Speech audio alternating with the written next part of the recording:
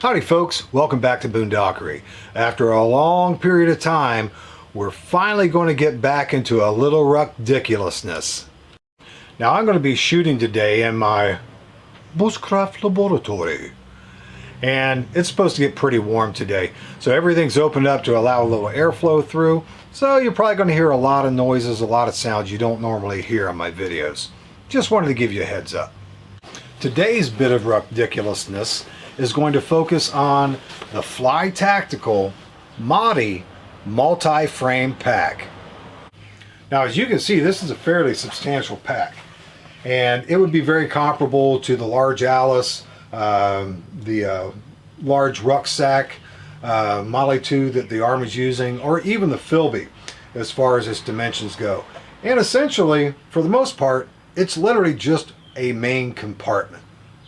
The Flyye Tactical MOLLE multi-frame pack is essentially just one big roll-top MOLLE bag with an Alice style lid.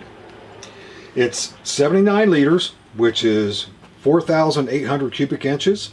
It measures 15 inches wide, 9 inches deep, and 30 inches tall. Now the pack is designed so that you can utilize either an Alice LC2 frame, a MOLLE 2 1603 frame, or the USMC 1606 frame. Let's take a look at some of the design features of this pack. The first thing we're going to do is we're going to go through all the features of this particular pack. We're going to go ahead and start on the back. This area here is where the frame would normally go in. Now, right off the bat, I noticed that this particular pad is a little bit wider than the Alice LC2 frame pad for the regular medium and large rucksacks. That may or may not be an issue. Also on the back, you see 2 rows of MOLLE webbing. Another thing you're going to notice about this MOLLE webbing, I'm just going to bring this in and let you see it a little closer, is this particular webbing is actually not webbing at all. This is 500D Cador nylon that has been sewn into webbing. This is very similar to what Condor Outdoors used to do with all of their multicam gear and equipment that they used to manufacture when they first got started producing multicam equipment, simply because the multicam webbing did not exist then, and they understood that when you put a solid color MOLLE webbing on a camouflage pack, it's no longer camouflage, it sticks out like a sore thumb. So they actually manufactured their own webbing, and it worked out very, very well. As a matter of fact, I almost even like this better. The one thing that's nice about the 500 Cador D is the fact that this is actually 3 layers of fabric that's been sewn together, and it will not stretch. There are some manufacturers that are using very lightweight multicam webbing, and it's not very, very good, and it will actually stretch. This stuff is not going to do that. So we have the 2 rows of MOLLE webbing going all the way from underneath. It's actually underneath the main frame pad all the way down to the bottom of the pack. On either side there are 3, and I would say that these are probably not ITW or Fastex official, but they are the equivalent of slide buckles and with webbing, and these allow you to attach your pack to your frame in multiple ways. And again, it's on both sides. Let's take a look at the lid. Now the lid is removable, and I'm going to go ahead and remove that so I can show you the features, and then I'm going to show you how it goes back on. Now to remove these, this was actually fairly clever. just like the ILBE. It clips on and comes off pretty easily. However, with the webbing that goes through the back to support the lip of the opening, which I'll show you the opening here in a second, there are snaps that snap onto the webbing holding on the buckles. That is pretty ingenious. Prevents any of the moving, any of the looseness that sometimes you get in the gaps between the top of the pack and the flap. Now we have the lid removed, and this is the top portion of the lid, and this lower section here was what would be folded down in front of the pack as you're looking at it, and this would be this area that is connected to the backpack itself. Now as you're looking at this, you can see that there's two areas. Those are about 1.25 inches, 1.5 inches of loop Velcro sewn together, so you can have a fairly substantial area for patches, identification, any of the Velcro types of things that you would put on there. Maybe it would be like an IR tab for you to be able to spot and follow someone in complete darkness. One of the nice features I like about this is you have both vertical and horizontal MOLLE webbing, which gives you a lot of versatility as to how you can attach any of your modular pouches or any other equipment that may happen to be MOLLE compatible. On both sides, you will notice that it has elastic bungee cord in here, and this is pretty heavy duty stuff. You can feel it through the nylon, and that's fairly substantial. I like this in that it's going to wrap around and conform to the top of your pack once you have it installed. Slide this around and you will see the classic map compartment that is usually in the top of any Alice pack. This is Velcro closure. There is no internal pockets inside this, and it's just one great big open pouch. This would be excellent for any type of wet weather gear, a poncho, something you need to get to immediately, and it's right at the top of your pack. You don't have to go searching for it, and we go there. The buckles that are here, these are the buckles that attach to the main pack buckles to keep the flap closed. And if you notice that the main pack buckles also have the snap that was on the back that I already pointed out. Again, I think that's very clever. Now, how practical that's going to be in the long run, I have no idea. We're going to turn it upside down. Now, as you can see on the inside of the lid are two mesh pockets. It's actually sewn right down through the middle, and Velcro closures on both. And these pockets are fairly substantial. You could put quite a bit of stuff in these. Now, the nice thing about these is that you can compartmentalize to some degree particular items, whereas the main opening on the lid, that's definitely the entire lid is the pocket. So if you had multiple items on the main compartment and you were trying to find one, it might take you a little bit. If you utilize the inside pockets, you can compartmentalize that just a small degree to be able to access what you need fairly quick, fairly easily, without having to search for it. We're going to take a look at the main compartment minus the lid. That way it won't be getting in the way. We want to look at the features. When you're looking at the back portion of the pack, you see that we have 1, 2, 3, 4, 5, 6, 7 rows of MOLLE. And the MOLLE goes 1, 2, 3, 4, 5, 6, 7, 8, 9, 10 across. that affords you a vast amount of real estate that you can put modular pouches or MOLLE compatible equipment on. The straps that will hold down the lid, those are also, just like all the webbing that's on here is made from the 500 Cadora nylon, and these are also snapped on this bottom section, again just to hold it in place.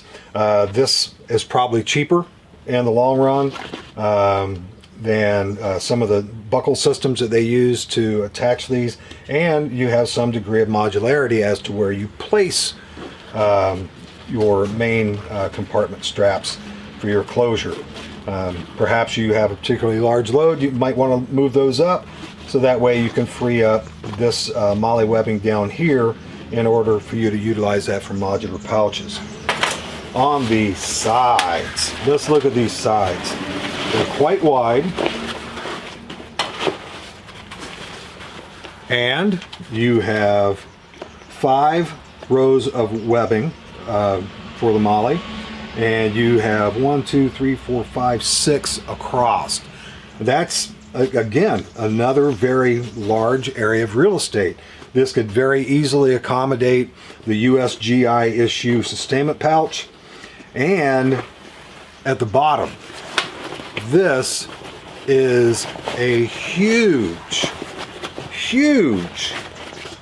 pocket with a shock cord drawstring with cord lock.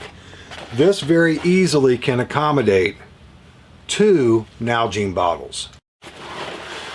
As I said, 2 Nalgene bottles. This is definitely large enough of a space that you could utilize these side pockets for any number of things. Could be wet weather gear, could be maybe your rations bag. This would very easily accommodate 2 MREs very easily. And you've got the drawstring shock cord, and again the shock cord is fairly substantial, and you can feel that all the way around. And this cinches much smaller, so you could very easily, if you were afraid of something falling out, you could turn it on its side and cinch that even further to keep that top area closed. The bottom of the MOLLE pack has 2 rows of horizontal MOLLE webbing, and we have 2 loose pieces of webbing that go through here. I don't exactly understand why they didn't just turn that into MOLLE webbing. That very easily could be something I could do later if I felt the need to do that. I don't really, right off the top of my head, see a necessity or usefulness for a non-adjustable webbing strap in the very bottom of the pack. There are drain holes, copper drain hole grommets that's in the bottom of the pack, and that would facilitate any type of drainage if it gets filled with water, and keep your contents dry. The top of the pack is fairly interesting. They have added a nice grab strap for a handle. You have a waterproof access zipper, which actually appears to be very, very well made in the top, so that you can reach inside the pack and access whatever you need to that might be on the very top of the pack. The one thing that really intrigued me, and this is the first military pack that I've had like this, or a military style pack I've had like this. This is actually a roll top closure, and you have choices.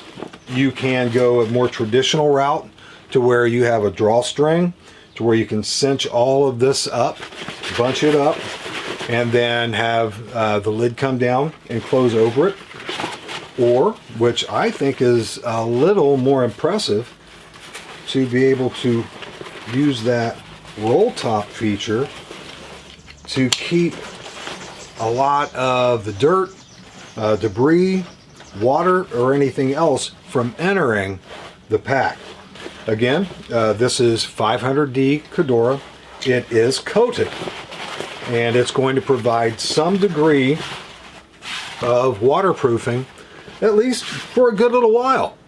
And I wouldn't worry necessarily about this soaking through my first several times out. Just as a matter of doing so, I always put a pack cover on my packs whenever I take them out anyway. It just keeps all of the little angular areas, webbing, things like that from getting caught on and tangled in briars, things like that. It smooths out the silhouette a little bit more. I'm going to attempt to show you just how cavernous this pack is.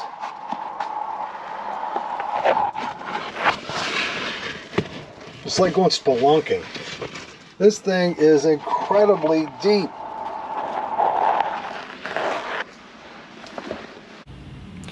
Now the MOLLE doesn't come with anything other than just the pack. The lid and the main compartment, that's it. There's no shoulder straps, there's no waist belt, there's no frame. All those things you need to provide yourself. I happened to jaunt over to my friendly neighborhood surplus store, picked up a used surplus, official GI issue, Alice Pack LC2 frame, 15 bucks. Still had all of the original shoulder straps, waist pad on it, and everything. 15 bucks. I ordered from Fireforce Gear, which I highly recommend the quality and manufacturing of their gear. Fireforce Gear got a set of their quick disconnect shoulder straps, and given the last time that I ordered a waist belt, it actually came from Hidden Woodsman. I was not at all pleased with the quality of the materials that went into that. Was subpar all the way around. The sewing and everything was well done. However, the fabric, the webbing, everything else I thought was very substandard, especially when I want to use it for a military style pack. For something civilian, it might be fine, but definitely not the quality that I wanted, especially at the price that I paid for it. I was very disappointed. I decided to try a MOLLE 2 waist belt with it. I don't even know if it will work, but we'll soon find out. I wanted to order Fireforce Gear's waist belt. However, there was none in stock. I figured, what the hey, this will be an experiment. I'll give it a shot. If it doesn't work, oh well, I can try to find some other use for it and wait till Fireforce Gears has their waist belt in stock again. Let's go ahead and put this thing together. Well, my frame is now bare bean butt naked, and it's time to put some clothes on this thing via the pack and the straps. Let's go ahead and put some clothes on my frame via the pack. Slide that right there. Now, I can already tell right off the bat there's a lot of space on either side of that pocket. And I would say I'm probably going to have to use this MOLLE webbing that goes on the inside here to try to hold that in position a little bit, because that's going to be a good amount of shifting, and that's not good for a pack to have that amount of shifting on there. Let's see how the positioning of the positioning of these attachment straps down here are pretty good. Oh, that's okay. This right here might be the answer to my shifting problem, to be able to hold those into place on either side. So, hopefully I won't have to utilize the MOLLE webbing for that. These buckles actually look pretty good for not being, ITW or Fastex brand. Let's go ahead and get that in good and tight. These particular slides, I mean, they have a decent amount of tooth to them, so it's gripping pretty good. It's just a very awkward position with this style of buckle. That's about as tight as I can get that one.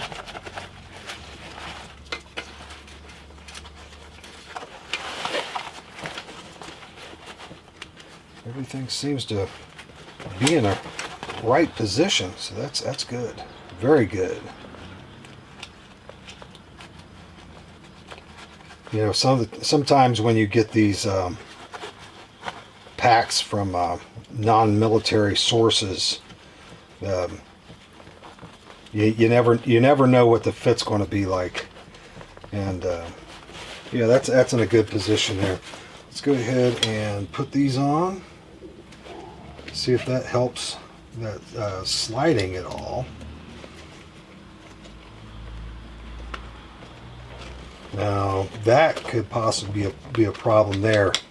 That very easily could be felt on my shoulder blades, but we will see. We will see. It's amazing that I've had this thing for probably over a year now, and I have not even test fitted it.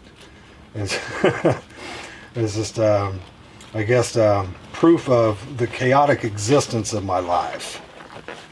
Okay, it's about as tight as it's going to get. So, and we'll have to see with the final test carry how all this is going to run. Just go ahead and flip her around and put the straps on. And got my Fireforce gear quick disconnect shoulder straps. Now these things are absolutely fantastic. Look at the craftsmanship in there. And look how thick these shoulder pads are. Man, those are going to be so comfortable. And we'll go ahead and get those on. And this is a very overly elaborate way of connecting the straps here. However, once you have the straps into position, these things are going to hold exactly where they need to be, and they're not going to go anywhere. This is going to be a little more complicated than putting the regular Alice straps on. So I'm going to go ahead and put those on and bring you back. Oh, I'm glad I decided to do this without filming it, because I ran into an issue. And this ladder lock here, the strap was actually going the wrong way in it, and they sewed the strap once it was through the buckle, so there was no way to get it back through.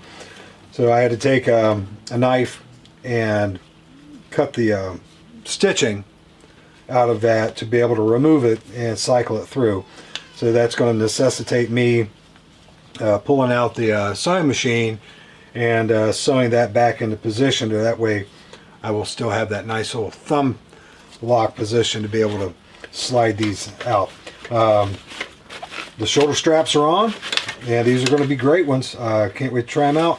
And now we're going to go ahead and put on the MOLLE 2 waist belt and see how that goes. Well, I got my waist belt on. Now, there is some significant shifting with this, and we're going to have to try this out and see how big of a detriment that is, if it is at all, and then we'll have to troubleshoot a way to be able to remedy that. But it's all assembled. I'm going to go ahead and try it on real quick, and just to see where the position of the straps are, and then we'll put a little weight in it, test it, see how it feels, and then we're going to take it to the woods. Actually, right now everything feels pretty good. It's going to feel very, very different once I get some weight in it. You can see the basic fit, and definitely once I start put some miles under my feet with this pack on with some weight, we'll determine what the situation is with that shifting of the waist belt. It's got a little bit of shift, so we'll see what happens. Let's go ahead and load it up. Okay, got about 35 pounds in it right now, and it feels pretty good. My concern about the buckles on my shoulder blades, I don't really feel them. Every once in a while, if I move back, I know that they're there, but they aren't rubbing against my shoulder blades. Overall, it feels fairly comfortable, and yeah, as always, I got that center spine of the Alice frame. That's always been sort of an issue with me, especially you lean forward. Right now, it's not touching. However, I've got a plan to take care of that. I picked up a damaged, I think it's a USMC sleep pad, and for $5. And this right here is going to provide me all the padding I need if I wind up needing it. And after my little walkabout in the woods, I will find out.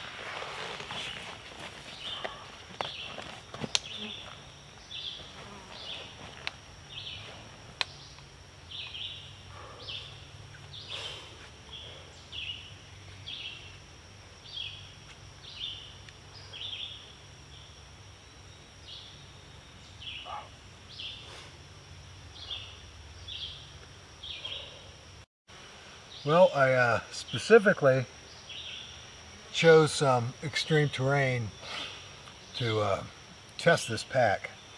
My biggest concern was the shifting of the waist belt, and before I left the bushcraft laboratory, I really cinched that belt down, and it bowed in. And I also tightened up the shoulder straps a lot more, as far as they would possibly go. And those two decisions made all the difference, because when I had it in the bushcraft laboratory, I mean, it was shifting. The shoulder straps didn't exactly feel great, so that adjustment did absolutely phenomenal. This waist belt, the MOLLE waist belt for the MOLLE pack, the large ruck that the Army is using now, is absolutely ideal when it's cinched down with the Alice frame. It kept it away from my body, so my back is relatively dry compared to my front. My front is absolutely soaked, and it didn't shift at all. Nothing. A couple times the belt shifted from my belly to my waistline, and I just cinched it up right there instead of trying to adjust it, because nature's going to adjust it for me, and tightened it down. It rode beautifully. I have about 40 pounds in here, and it rode very, very well. I'm very pleased with this. Essentially, it's a barrel. It's just a barrel, a great big bucket to put your stuff on a frame.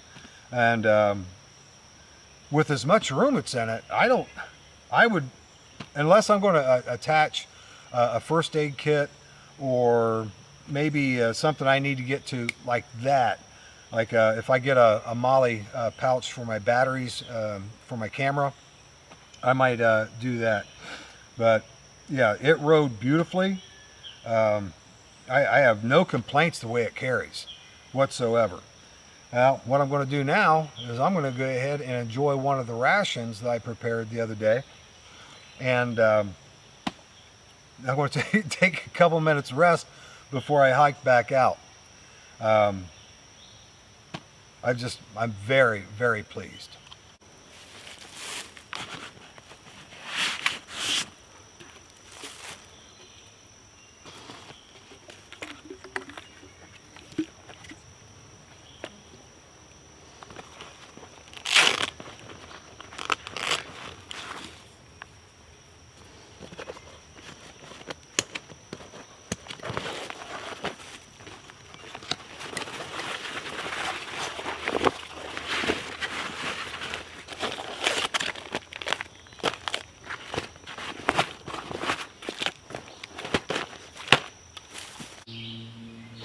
Well, I finished my lunch, and wow, that is really filling. That small amount that was in that package.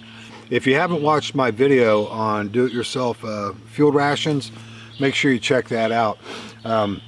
This particular meal was just shy of 1,100 calories, and it was sardines, Fritos corn chips, garlic and herb and olive oil almonds, a couple energy drinks, and a packet of club crackers with cheddar cheese.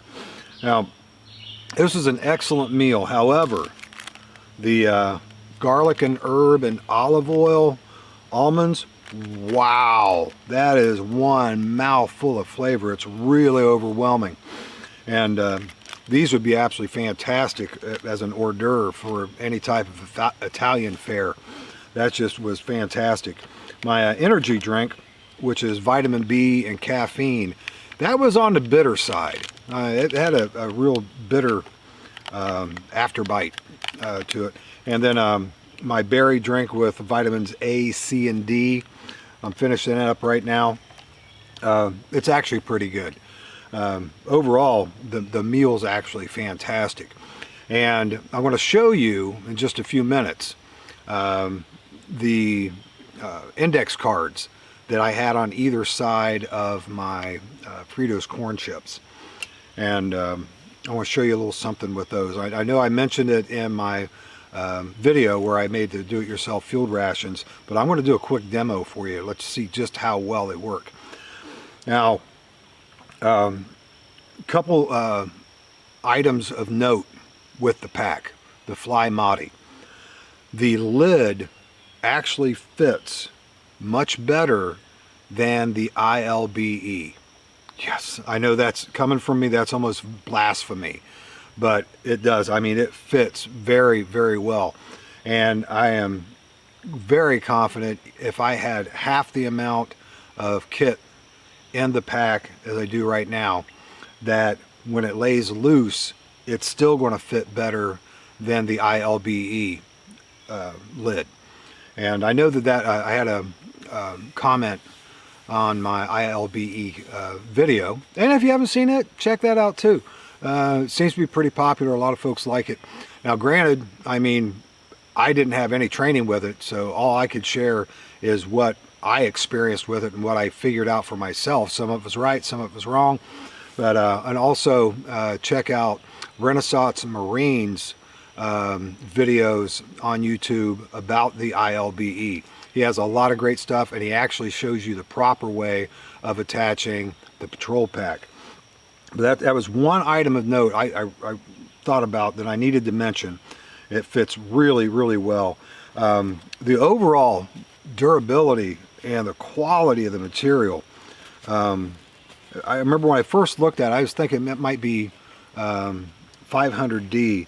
This is definitely much thicker than 500D. This has got to be 1000D. And it just went right through the briars like nothing. I could hear the briars go shh, grinding against the sides, but they did not snag. That is fantastic. But I'm going to go ahead, finish my beverage. I'm going to show you the little thing I was telling you about with the index cards and the Fritos corn chips. I'm going to clean up my mess, put on my garbage in the Ziploc baggie that contained my Fritos corn chips, which I also mentioned in my do-it-yourself field ration video. If you haven't seen it, by all means, check it out. You know, not like I'm pushing my videos or anything, but yeah, check it out. You might like it. I'm going to finish this up, and I'll be right back. Now, for those of you who saw my do-it-yourself field rations video, oh, and by any chance you hadn't seen it, by all means, check it out. I used index cards on either side of my Fritos corn chips when I vacuum sealed it, and that prevented the corn chips from poking through and puncturing the airtightness of the vacuum seal bag. Now, hopefully, well, excuse me, hopefully you will be able to see this. I'm going to get in as close as I can. But this is the index card. It was a pale pink. Now it's very bright. I want you to see just how glistening and shiny this is, if at all possible. This is absolutely saturated with the oils from the Fritos corn chips. I mentioned in the video that you can use this as a fire starter. I'm going to demo that now. Now, you very easily could use a torn off portion of this, but I'm going to go ahead and I'm going to fold this up. So I'm going to burn the whole thing. And the reason I'm folding it up is it's going to burn longer. It's going to wick with the oils that are in here. And my fingers are greasy right now. I'm just going to roll that up like that, bend it around. That way it's sort of supporting its own weight. Tuck it inside each other right like this. Hopefully I'm getting out of the camera. Let's see, I want to go ahead and put this portion right inside there so it's sort of held together.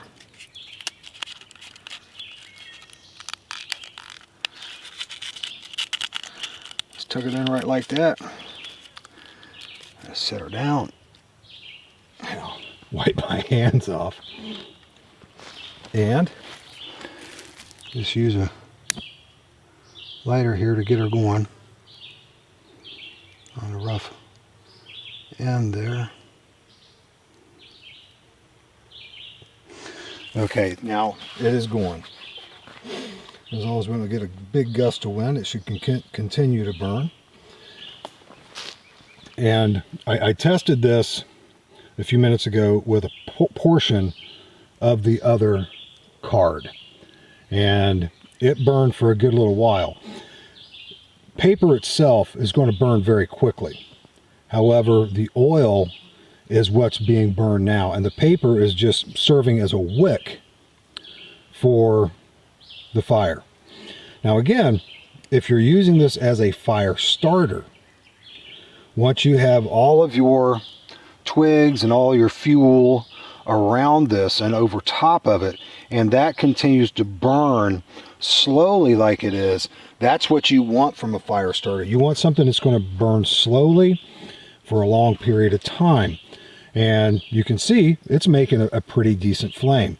This would normally be thrown away. Well, most people would never even have done this to begin with, but because I wanted to vacuum seal the Fritos as part of my rations, I had to figure out a way to prevent the Fritos from puncturing the vacuum seal bags. So that was my solution. And as a result, I was able to accidentally create a fire starter that's going to be with you every meal. Now I'm going to go ahead and let this burn out so you can see how long it burns. And it's burning with a fairly significant flame. See, it is at least, the flame is from my watch band up to my fingertips on the ground. And something like that, it's free. It's a byproduct of the ration. And if you ever decide that you're going to do a similar type of thing, like I did with my do-it-yourself field rations, this right here is something that you could probably want to throw into your bushcraft bag of tricks. It's quick, it's easy, it's effective, and it's, let's see. There's still some heat coming off of there, but I think the flame is out. So there you see what I was telling you about. It could be used as a fire starter. It can very easily be used as a very effective fire starter. Overall, I'm very, very pleased with the performance of this pack so far. Of course, this is by no way, shape, or form a review. It's going to take quite a long time of using this before I'm ready to make an actual review on it. With all the different components I have GI issue, MOLLE waist belt, kidney pad. I have Fireforce tactical, quick release, shoulder straps. One thing I noticed with those is there's no webbing that actually holds the webbing in place on the bottom portion of the straps, and you have to sort of adjust those into place once you have it on. Thought that was a little unusual, but that has nothing to do with the actual pack. The pack, the only thing I can say about the pack that I'm probably going to need to make some modifications is I'm going to devise some type of a compression strap system for the pack. And with this roll top style of pack, yeah, that's going to pull some of that in, but you also have to remember that it's attached to the frame, so it's only going to roll down so much. And then, like if you're not carrying a lot of stuff, or you have expendables, like if you're going out for several days and you have a lot of food in there, each time you eat food, that pack is going to become emptier, and it's going to reduce the compression of the pack. Since there's no compression straps on this pack, things are going to shift around in there. But that's the only thing that comes to my mind right now about this pack that may potentially be an issue. Now, as far as your load goes, this is definitely would be the equivalent of a large rucksack. with the capacity that it is designed to be. It is pretty much a large ruck without any type of sleeping bag carrier system or anything else like that in it.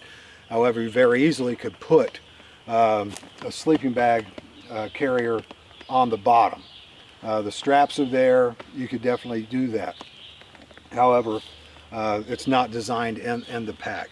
Like I said, it's basically a barrel, and it appears to be a very well made barrel right now.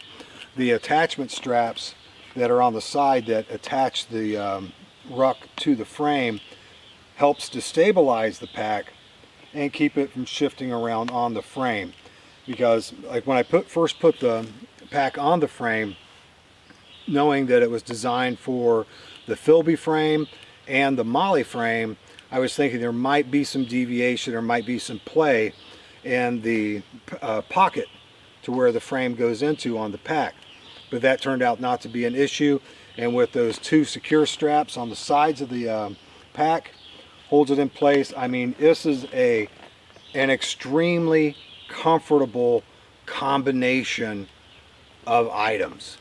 USGI Alice frame, USGI MOLLE waist belt, Fireforce gear quick release shoulder straps, fantastic. And the MOLLE, or excuse me, the Flyye Modi pack. Great combination so far. I can't wait to use it more. And the simplicity of it, the comfort of this thing has really surprised me. And the stability of it, it's just fantastic. I'm going to put a link in the description box as to the only place that I can find them now online. I bought mine from eBay, a lot cheaper than what they're available for on the website that is currently carrying them. The only website I have found them, but I'll share that link in the description box. It might be something you want to look at, maybe not, especially considering the price right now, going price for a complete MOLLE multi or OCP, aka multicam MOLLE pack large. They're going pretty cheap now for unissued complete.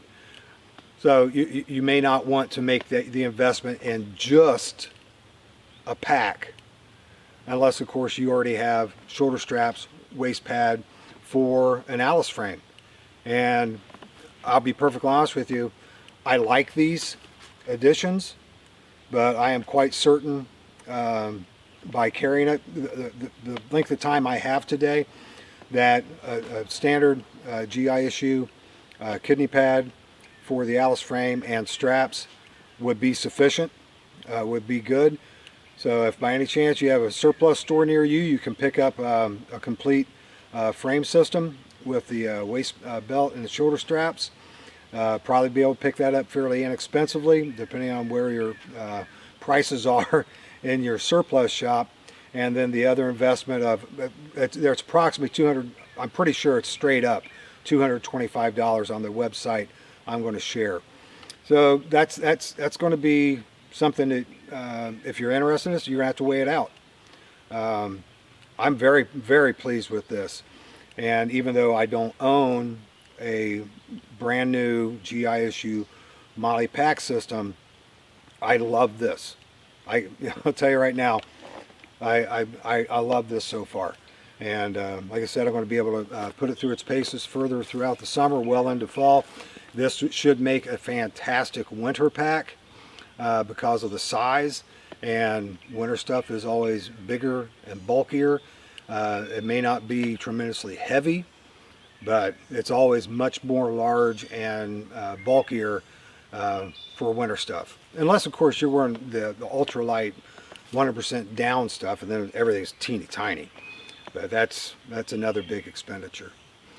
Well, folks, thank you so much for watching today. I really appreciate you. Thank you so much for watching, and I'll see you next time.